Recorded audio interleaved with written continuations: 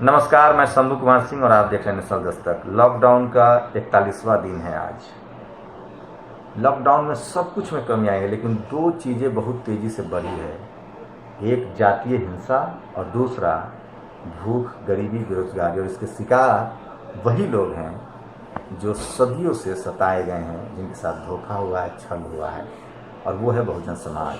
मेरे साथ चंद्रशेखर आजाद रावण है, जो लॉकडाउन के दौरान लगातार, ये खबर आपको टीवी अखबार नहीं दिखाएगा, सोशल मीडिया पर आप देख सकते हैं, वो लोगों के बीच जा रहे थे, मदद कर रहे थे, तमाम खतरे उठा रहे थे। उसके बाद भी कास्ट एट्रोसिटी के खिलाफ लगातार मजबूत कर रहे हैं आवाज़। और जो गरीबी है, लाचारी है, अब जो सबसे बड़ा मुद्दा है, अप्रवासी जो मजदूर हैं, जो देश की सड़कें बनाते हैं, रोड बनाते हैं, घर बनाते हैं, उनके पेट में खाना नहीं है, उनको घर पहुंचाने के लिए सरकार तैयार नहीं है, ट्रेन के पैसे वसूले जा रहे हैं। इन्हीं सब मुद्दों पर बात करेंगे कि आज़ाद समाज पार्टी कैसे सोच रही है, उसके पास क्या प्लान है, वो क्या करने की कोशिश कर रही है, और चंद्रशेखर आजाद रावण इन सब मुद्दों को कैसे देख रहे हैं। क्योंकि लगातार भारतीय राजनीति में वो एक इंटरफेयर कर रहे हैं, और पूरे देश के खासकर वो तमाम लोग जो शोषित है, वंचित है, SC, ST, OBC माइनॉरिटी के कम से कम लोगों को, उनसे बहुत उम्मीदें हैं। चंद्रशेखर जी, लॉकडाउन में हम लोग, लेकिन अब इतनी आज़ादी तो मिल गई है कि आप बात कर सकते हैं। तो आप लॉकडाउन के दौरान खाना पहुंचा रहे थे, लेकिन बात बहुत आगे बढ़ गई। 41 दिन हो गया है और सबसे ज़्यादा भूखमरी से लोग मरने के कगार पर हैं। देखिए, सबसे पहले तो आपके सभी दर्शकों को जो है मेरा जय भीम। दूसरा, जो आपने भी बात बताई कि लॉकडाउन तो लगातार बढ़ रहा है, लेकिन जिन कारणों को लेकर लॉकडाउन किया गया था उनमें तो कुछ अमल नहीं हो पा रहा है, उसमें कुछ गिरावट नहीं आ रही है। हालात बद से बदतर हो चुके हैं और सरकार का फेलियर है। सरकार अपने फेलियर को एक्सेप्ट नहीं कर रही है, लगातार परसेप्शन जो है बदल रही है।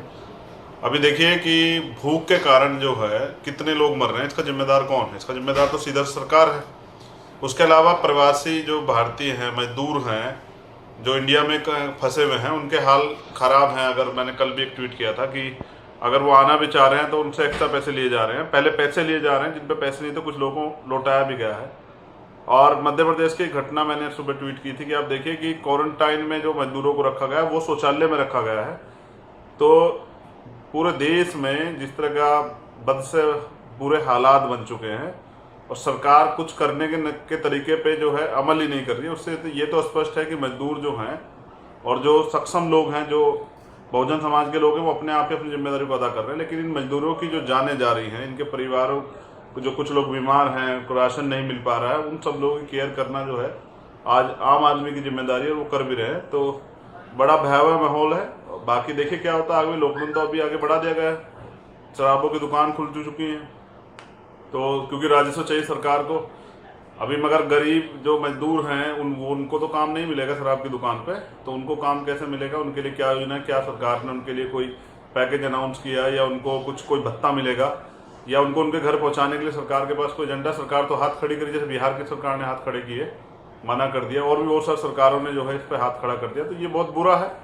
इससे ये भी स्पष्ट हुआ कि 70 साल की राजनीति में भारत कहाँ, अगर कोई इमरजेंसी आ जाए, कोई ऐसा अचानक से कोई ऐसे हालात बन जाए, तो सरकार आपकी क्या मदद कर सकती है? आप समझ सरकार कर रही है ना, ताली बजवाया, थाली बजवाया, फूल बरसा दिया। और क्या चाहते हैं आप लोग मोदी जी से? कितना काम करे वो मैं यही तो बता रहा हूँ, वो ताली बजा के जो है बेवकूफ़ बना रहे हैं, थाली बजा के बेवकूफ़ बना रहे हैं, और फूल बरसा रहे हैं। फूल बरसाने होगा क्या, मैं पूछना चाहता हूँ। जो गटर में सफाई कर्मचारी है, जिसकी जान जा रही है कोरोना से, के जो PP किट जो है, पर्सनल प्रोटेक्शन किट, वो नहीं मिल रही है, उनके कारण जो लोगों की जान जा रही है, उनके लिए तो मदद नहीं करवा पा रहे। जिस तरह का भेदभाव हो रहा है ये गलत है। जिस तरह से अत्याचार, देखिए ऐसे समय में भी लॉकडाउन में पूरा देश बंद है, लेकिन कास्ट एट्रोसिटी कितनी बढ़ रही है।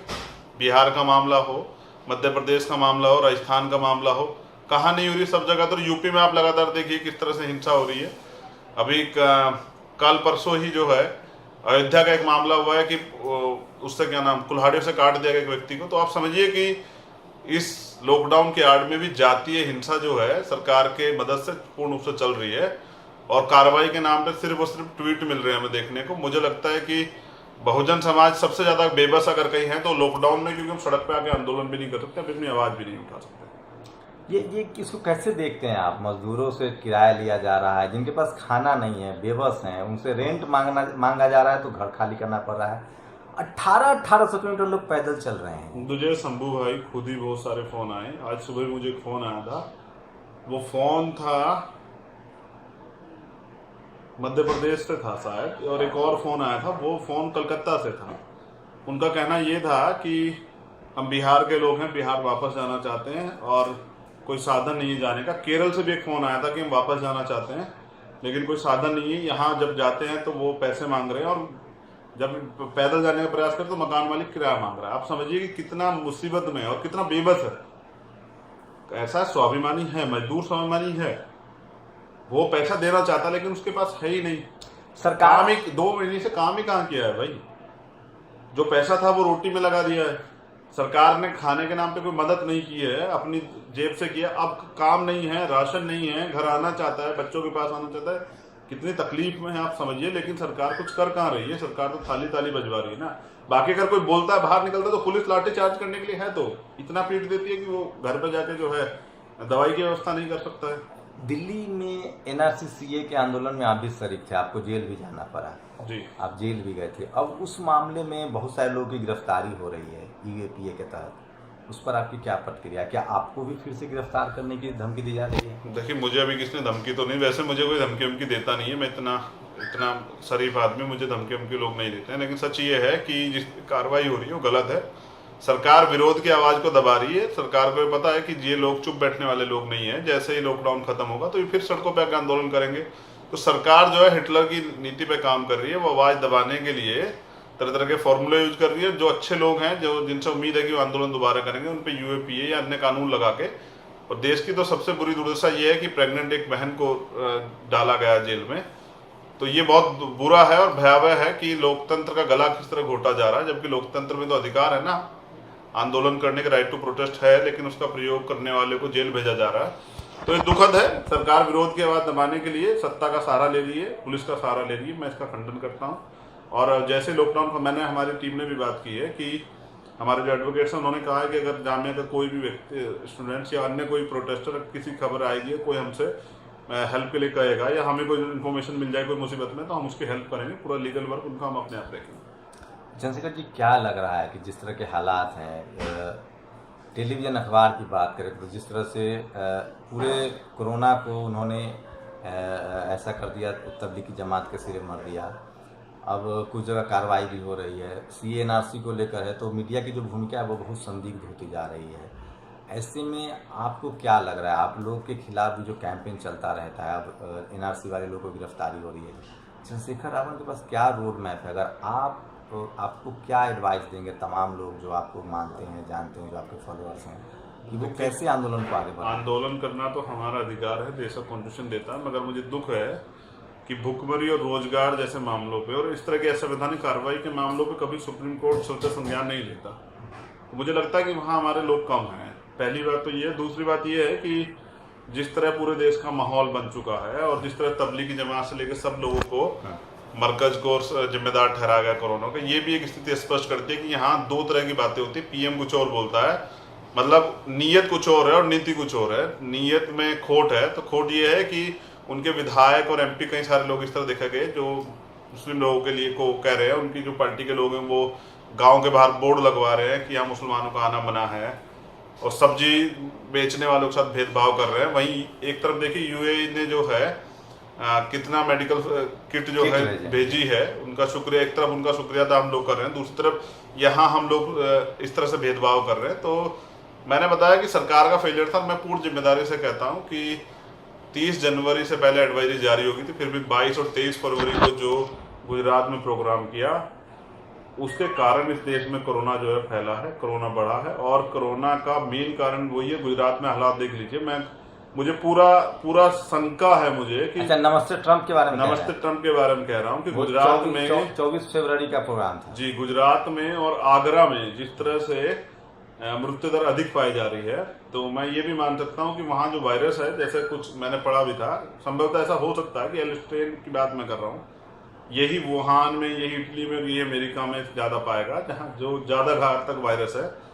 तो ये पूरा, क्योंकि जो लोग ट्रंप के साथ आए थे वो उनकी स्क्रीनिंग नहीं हुई है, उनका कोई टेस्ट नहीं हुआ, तो मुझे पूरा भरोसा है कि ये वहां से भी उसकी शुरुआत हो सकती है। लेकिन सरकार अपना फेलियर छिपाने के लिए जैसे लगातार वो करती आई है और मीडिया उसका बहुत साथ भी देता है, और ये बिल्कुल रणनीति जो है वो हिटलर वाली रणनीति है कि परसेप्शन बदलने के लिए मीडिया का यूज होता है। तो पहले मीडिया पे कब्जा होता है, तो सरकार ने मीडिया पे कब्जा कर रखा है, जो सरकार चाहती है मीडिया वही दिखाती है। परिणाम ये है कि भाईचारा खत्म हो चुका है, अमन की बात नहीं कर सकते, जो मुसलमान के लिए बोलेगा उसको गद्दार साबित करने के लिए लोग लग जाएंगे, तो इंसानियत की बात तो कहनी पड़ेगी। आपने कोर्ट की बात उठाई, आरक्षण आपके लिए बड़ा मुद्दा होता है। अभी कोर्ट से लगातार, चाहे वो मध्य प्रदेश के हाई कोर्ट से फैसला आता है कि अनरिजर्व सीट पर रिजर्व कैटेगरी के लोग नहीं जाएंगे, सुप्रीम कोर्ट ने आदिवासियों का आरक्षण खत्म कर दिया है जो टीचर्स की भर्ती के लिए था। और तो क्या लग रहा है कि ऐसी स्थिति में जब दुनिया भर में लॉकडाउन है, मानवता खतरे में है, रिजर्वेशन के खिलाफ सारे फैसले कोर्ट से आ रहे हैं और कोलिजियम सिस्टम को लेकर लोग सवाल उठा रहा है, तो उस पर आपकी देखिए, इसको जानना पड़ेगा शंभू भाई, कॉलेजियम सिस्टम जो है इसको लोगों को समझना पड़ेगा। ये कोई न्यायिक प्रक्रिया नहीं है, कॉन्स्टिट्यूशन में इसका कहीं जिक्र नहीं है। ये एक तरह का माइंडसेट है और ये बनाया गया पूरा एक तरह का प्रभाव बनाने के लिए, अपर कास्ट लॉबी का एक प्रभाव जो है सुप्रीम कोर्ट में बनाने के लिए, सरकार के हिसाब से यूज करने के लिए। मैं एक बहुत कठिन बात आपको बता रहा हूँ, और इसको सुनने के बाद लोगों का परसेप्शन बड़ा चेंज होगा और लोग समझेंगे क्या है कॉलेजियम क्या है। ये बार काउंसिल ऑफ इंडिया का एक प्रस्ताव था कि इस पर कुछ किया जाए। 81 में इस पर एक फैसला आया जिसमें कहा गया कि क्योंकि कॉन्स्टिट्यूशन में आर्टिकल 124 से लेकर 147 तक ये अधिकार जो है राष्ट्रपति के पास है उच्च न्यायालय में नियुक्ति के लिए जजों की। लेकिन ये फैसला जो था उसमें 81 के फैसले की मैं बात कर रहा हूँ, उसमें कहा गया कि सुप्रीम कोर्ट के एक जज जो हैं चीफ जस्टिस और 2 सीनियर जज राष्ट्रपति जी के साथ जो है विचार करके और उनके विवेक पे जो है जजों की नियुक्ति होगी। लेकिन 1993 में इसको बदला गया और फिर एक और नया फैसला है, उसमें कहा कि जो राष्ट्रपति, जो सुप्रीम कोर्ट के जज, सीनियर जज, 2 सीनियर जज और चीफ जस्टिस जो तय करेंगे वो मानने के लिए बाध्य होंगे राष्ट्रपति। तो ये गलत था। उसके बाद 98 में के.आर. नारायण साहब राष्ट्रपति बने। उन्होंने जब उनके सामने लिस्ट आई तो उन्होंने ये पता करने का प्रयास किया कि भाई इनका किस तरह का बैकग्राउंड है, किस आधार पे आप इनको बना रहे हैं। तो उन्होंने इस बात को नकार दिया। तो जब उन्होंने नकारा तो फिर उसके में 5 जज और जोड़े गए, तो 8 जजों का एक क्लोजियम है और भाई भतीजेवाद पे चलता है। एक बड़ा खेल हुआ 2015 में, ये सबसे इम्पोर्टेंट बात बता रहा हूँ। बीजेपी गवर्नमेंट जो है नेशनल जुडिशियल कमीशन लेके आई, तो वो इसलिए लेके आई कि कॉलेजियम सिस्टम खत्म होना चाहिए, सरकार के प्रभाव में सब चीजें होती थी। इसमें कांग्रेस भी इतनी इन्वॉल्व है जितनी बीजेपी इन्वॉल्व है। वो जब हुआ तो सुप्रीम कोर्ट ने संसद के द्वारा बने गए कानून को एक सिर से खारिज करके कह दिया कि हमारे अधिकारों पे हमला है, हम इसको एक्सेप्ट नहीं करेंगे। और तब से और अब तक मुझे ऐसा लगता है कि बीजेपी जो चाहती है, आरएसएस जो चाहती है, वो सुप्रीम कोर्ट के जरिए हो रहा है। ऐसे बहुत सारे फैसले हुए और इसका एक प्रमाण ये भी है कि 2018 में कॉलेजियम लोगों की नजर में आया। कब नजर में आया? जब 2 सीनियर जजों को हटा के 32 जज, जूनियर एक जज को सुप्रीम कोर्ट का जज नियुक्त किया गया। लोगों को पता लगा कि ये क्या हुआ है, तो तब से लोग कॉलेजियम सिस्टम 2018 में लोगों के दिमाग में आया। अब आप समझिए कि चीफ जस्टिस इंडिया जो हैं, जब उनको राज्यसभा भेजा जाता है तो एक बड़ा राजनीतिक खेल जो है इससे जुड़ा हुआ है, और ये सिर्फ और सिर्फ सत्ता की मदद करने का एक जरिया है। जो काम सत्ता अपने आप नहीं करा पाती सरकार, वो सुप्रीम कोर्ट के जज द्वारा कराती है। अपोजिशन की चुप्पी को कैसे देखते हैं आप? उस खासकर बहुजन समाज के नेताओं की एक लंबी चुप्पी रहती है, तो क्या लग रहा है आपको? आप समाज को क्या कहेंगे? हमें नए लीडरशिप की तरफ ही बढ़ना देखिए, सिद्धांतवादी और बहुजन मिशन भी होने के नाते मेरा कोई अधिकार नहीं उन पर टिप्पणी करने का। वो अपना व्यक्तिगत वर्चस्व और अपनी व्यक्तिगत जो भी संपत्ति है, जिस चीज़ को बचाने के लिए वो चुप है, वो बेहतर जानते हैं। मैं उनको कुछ नहीं कहता, तो कोई टिप्पणी नहीं करना है। मेरा एक काम है कि मैं जो अपना काम है, अपना जो रास्ता है, बहुजन मिशन का जो रास्ता, महापुरुषों के रास्ते पर चलूँ, और उसी के लिए मैं युवाओं को प्रेरित कर रहा हूँ। बाकी जो नहीं बोलेगा सत्य खत्म हो जाएगा, क्योंकि ये यहाँ तो राजनीति में मैं जब से मैंने पार्टी बनाई मुझे देखना पड़ रहा है कि आपको हर छोटे छोटे मुद्दे पर ध्यान रखना पड़ता है। अगर एक मुद्दा भी आप मिस करेंगे तो लोग आपकी आलोचना करेंगे, लोग आपको कहेंगे आपने मुद्दा छोड़ दिया है। तो आप राष्ट्रीय पार्टी के तौर पे काम करना चाहते तो पूरे देश के मुद्दों पे आपको बोलना पड़ेगा, और गंभीरता से। आप बहुजन कहने से काम नहीं चलेगा शंभू भाई, कि बहुजन आपने कह दिया। आपको बहुजनों के हर एक मुद्दे पे गंभीरता से बोलना पड़ेगा, उनके हक अधिकार की लड़ाई को लड़ना पड़ेगा। तो अभी इस पे मैं इतना ही कह सकता हूँ कि मैं तो अपनी जिम्मेदारी अदा कर रहा हूँ और आगे भी करता रहूँगा। बाकी और लोग जो नहीं कर रहे उनको भी करनी चाहिए। ये मेरे दिमाग में वही आता है, मैं जब वीडियो देखता हूँ तो टीवी जब देखता हूँ तो लगता है कि वहाँ ताली थाली और फुल बारिश है। जी। जब मैं सोशल मीडिया पर आता हूँ तो देखता हूँ कि 1500 1800 1000 लोग पैदल चल रहे हैं, खाना नहीं है, खिचड़ी के लिए 500 रुपये के लिए एक महिला को 50 किलोमीटर आना पड़ता है। इस पर क्या करेंगे आप? क्योंकि सबसे ज़्यादा जो लॉकडाउन की मार पड़ी है, बीमारी से मरे न मरे, बिहार में 6 लोग मरे हैं बीमारी से, 4 लोग मरे हैं कोरोना से और 9 लोग मरे हैं भूख से। लगातार इस तरह की घटनाएं, तो इस पर आपकी पार्टी अब क्या आगे क्या स्टैंड रहेगा? आप लोगों को क्या देखिए, जहाँ तक अभी तक, क्योंकि हम लोग सत्ता में कहीं नहीं है, जहाँ तक हमसे हो पा रहा है व्यक्तिगत रूप से पार्टी के लोग मदद कर रहे हैं और मैं सराहना भी करता हूँ यूपी के अंदर और पूरे देश में। चाहे कल भी महाराष्ट्र में एक जगह पर जो पुणे से 50 किलोमीटर दूर थी, मेरे पास ट्विटर पे एक मैसेज आया तो मैंने टीम भेज के वहाँ की टीम ने उनकी मदद कराई और ऐसा रोज चल रहा है। जैसा मैंने आपको बताया कि सभी जगह पे, पंजाब हो, हरियाणा में हो, उत्तराखंड में हो, मध्य प्रदेश में, राजस्थान में हो, असम में हो, बिहार, कोलकाता में हो, बिहार में, सब जगह पे बिहार में बड़े पैमाने पर टीम काम कर रही है। तो जहाँ तक कर पा रहे हैं वो करने का प्रयास किया जा रहा है। बाकी ये है कि जिम्मेदारी सरकार की बैठती है। मैं भी खुद मजदूर वर्ग से आता हूँ। जिस तरह से मजदूरों के हितों को नजरअंदाज किया जा रहा है, जिस तरह से वो बेबसी और लाचारी में जी रहे हैं। देखिए, जी नहीं रहे हैं। एक होता है जीना, एक होता है कि किसी तरह से टाइम पास कर रहे हैं, ये नहीं पता मौत कब आने वाली है। जिस तरह से डेथ हो रही है, जिस तरह से पैदल लोगों को जाना पड़ रहा है और भेदभाव है। पूंजीपतियों के बच्चों के साथ अलग तरह का व्यवहार है, गरीबों के साथ अलग तरह का व्यवहार है। खाना देने के नाम पर जिस तरह से मैंने अभी देखा कि आज ही कहीं दिल्ली में कल को एक वीडियो वो हुई है, प्रवासी मजदूर जो है जाना चाहते थे तो एक स्कूल में बहुत भीड़ लगी हुई है और फिर पुलिस का लाठीचार्ज और सब चीज़ें। मैं कह रहा हूँ कि पिस गया है ये मजदूर वर्ग, बड़ा पिस गया है। रोजी रोटी से पीएम केयर फंड पर क्या कहें? ये भी पीएम केयर फंड नहीं है, ये भाजपा केयर फंड है जो आगे चुनाव के लिए तैयार किया गया है। या फिर जिस तरह से 68,700 कुछ करोड़ रुपए जो हैं पूंजीपतियों के माफ किए गए ऐसे समय में जहां देश को ज्यादा जरूरत है, जहां देश को ज्यादा जरूरत है कि और वो पूंजीपति मदद करें कि आराम से लोग अपने अपने घर चले जाएं और आराम से लोगों को राशन पहुंच जाए। मैंने बताया था पहले भी कि सरकार की जिम्मेदारी होती है रोटी कपड़ा मकान, उसका स्वास्थ्य है, उसका रोजगार, उसकी सुरक्षा, उसके एजुकेशन, ये सब चीज़ें देने की जिम्मेदारी सरकार की होती है। विदेशों में भी दिया जा रहा है, जो लोग लॉकडाउन में सारी सुविधाएं दी जा रही है विदेशों में। लेकिन यहाँ क्या है कि यहाँ अगर अपने काम के लिए भी आदमी निकल रहा है तो भी उसको जो है चालान हो रहा है, जेल भेजा जा रहा है, बहुत सारी चीज़ें की जा रही है। तो पीएम केयर फंड बना है भाजपा के आगामी चुनाव के लिए, वो उसका यूज उसमें ही होगा। बाकी पूंजीपतियों को भला करने के, उनको खुश करने के लिए सरकार है। चंद्रशेखर जी, एक सवाल है मेरे पास कि 151 करोड़ रुपए रेलवे पीएम केयर फंड में देती है जी, लेकिन वो मजदूरों से, मजबूरों से, लाचारों से किराया वसूल रही है 50 रुपये extra. SC/ST association railway employees है, वो भी 81 से 85 करोड़ रुपए उन्होंने पीएम केयर्स फंड में दिया।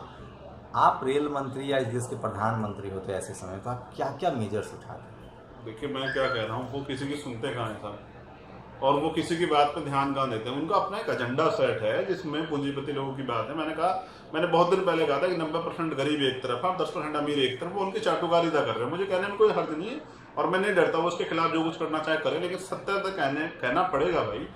सच ये है कि सरकार पूर्ण रूप से फेल है और सरकार को पता ही नहीं था कि इतनी बड़ी मुसीबत आ जाएगी। सरकार अपनी जो है ट्रंप को खुश करने में और मध्य प्रदेश सरकार बनाने में लगी हुई थी, उनको नहीं पता था ये सब चीजें होने वाली। और जबकि सब लोगों ने कहा, राजनीतिक लोगों ने भी कहा और WHO ने एडवाइजरी जारी की। सबसे बड़ी बात यह है, किसी देश को सर्वाइव करने के लिए, हेल्थ की बात मैं कर रहा हूँ, 6% GDP का खर्च करना ही करना पड़ता है। ये WHO की एडवाइजरी। लोग 10% खर्च करते हैं लेकिन सरकार 1.7% या 1.9% के लगभग खर्च करती है। सारी मेडिकल फैसिलिटी जो है, आपको पता है कितने लोग कोरोना के से तो लोग मर रहे हैं, लेकिन कोरोना के अलावा जो और पेशेंट है उनको इलाज मिल रहा है, उससे कितने लोग मर रहे हैं आपको पता है? सैकड़ों के तादाद में रोज लोग मर रहे हैं, लेकिन कोई दिखा रहा है, कोई बात कर रहा है, कोई कुछ नहीं कर रहा है। पीएम अपने घर में मस्त हैं, बाकी कभी कभी आके मन की बात कर जाते हैं, जनता की बात नहीं सुनते। और उसका खामियाजा ये है कि जनता त्रस्त है और भूख के कारण हाहाकार मच रहा है। और ये कुछ बच्चे मैंने देखे, शंभू भाई, वो मेरे बिहार का था जो बच्चे मेंढक खा रहे हैं, मेंढक खा रहे हैं। और हमारे ही बिहार से रामविलास पासवान फूड कॉर्पोरेशन खाद्यान्न मंत्री। मैं यही कह रहा हूँ कि ऐसे हालात जिस देश में हो जाए, भूख के कारण लोगों का ये हाल, आप समझिए देश कहाँ है। और इसी के बड़े 2.5 ट्रिलियन 5 ट्रिलियन के वादे करने वाली सरकार का यही तो सच्चा स्वरूप, यही तो बता रहा था मैं आप लोगों को कि देखिए ऐसे समय में भी पूंजीपतियों को लाभ देने का प्रयास सरकार कर रही है। सरकार उनकी शराब की फैक्ट्रियाँ बंद ना हो जाए तो शराब की ठेके खोल रही है कि चलिए अपना काम जो है स्टार्ट कर दीजिए। लेकिन समझिए कि दूध की दुकानों पे पाबंदी है, छोटे व्यापारी, गरीब व्यापारी जो है मर जाएंगे, उनके पास कुछ ऐसा स्टोरेज है जो खराब हो जाएगा, खत्म हो जाएगा, कहाँ जाएंगे वो लोग। छोटा बिजनेसमैन तड़प चुका है, परेशान है, लेकिन सरकार को परवाह नहीं है। परवाह किसी की भी नहीं, परवाह उनकी है आपको पता है जिनकी सरकार है। नोटबंदी में हर रोज नियम बदलता था, जीएसटी में नियम बदलता था। आप कह रहे हैं सरकार कुछ नहीं कर रही है। कोरोना के बाद से कम 600 से बार ज़्यादा गाइडलाइंस अब तक जारी हो चुका है। किसके होम मिनिस्ट्री गाइडलाइंस रोज बदलती रहती है। मैं क्या कह रहा हूँ, अपने जैसे उनके लोग सुझाव देते हैं ना, उनके मैंने कहा ना वो 10% पूंजीपति सरकार है, जैसे पूंजीपति सुझाव देते हैं वैसे सरकार बदल देती है। ये सब सिर्फ जैसे जीएसटी था, जैसे नोटबंदी थी, बिना तैयारी, लॉकडाउन की वजह से ये भी नुकसान कर गया। कोरोना से कम और भुखमरी से ज़्यादा हालत खराब हुई। ये जल्दबाजी का में फैसला हुआ। जल्दबाजी में नहीं है, जानबूझकर लिया गया फैसला है, क्योंकि सरकार बनानी थी। लॉकडाउन तो पहले हो जाता, तैयारी के साथ हो जाता, लेकिन सरकार बनानी थी मध्य प्रदेश में। और जिस तरह से सरकार की छवि गिर रही थी, तो नमस्ते ट्रम्प करके जो है पूरी दुनिया में दिखाना था कि देखिए कितना ट्रम्प के साथ और हमारा प्यार है। सच्चाई ये है कि लॉकडाउन तो मजबूरी में करना पड़ा, इसके अलावा कोई रास्ता नहीं था। लॉकडाउन न करते तो हालात बद से बदतर होते। लेकिन समय बात ये है, कहाँ सैनिटाइजर हो रहे हैं, कौन सा क्षेत्र सैनिटाइज हुआ, कहाँ पे मास्क बांटे गए, कहाँ पे इलाज की फैसिलिटी है। हमारे यहाँ, मैं खुद यूपी से बिलोंग करता हूँ, 50-50 दिन रखा जा रहा है क्वारंटाइन सेंटर में। मतलब बिना तैयारी का लॉकडाउन, बिना तैयारी का लॉकडाउन, और सिर्फ इसलिए लॉकडाउन की कोई रास्ता नहीं है। मैं यही तो कह रहा हूँ, आप समझिए कि अगर कोई इमरजेंसी देश में आ जाए तो देश कैसे सर्वाइव करेगा, और सरकार क्या कर देगी जब इतने संसाधन सब चीजें होते भी ये हालत में। देखिए नीयत नहीं है सरकार की मजदूर को घर पहुंचाने की, वरना पहुंच जाता मजदूर। गरीबों को राशन देने की नीयत नहीं है, वरना पूंजीपतियों के पास खाद्यान्न भरे पड़े हुए हैं। भाई कौन कहता है इस देश में अन्न की कमी है?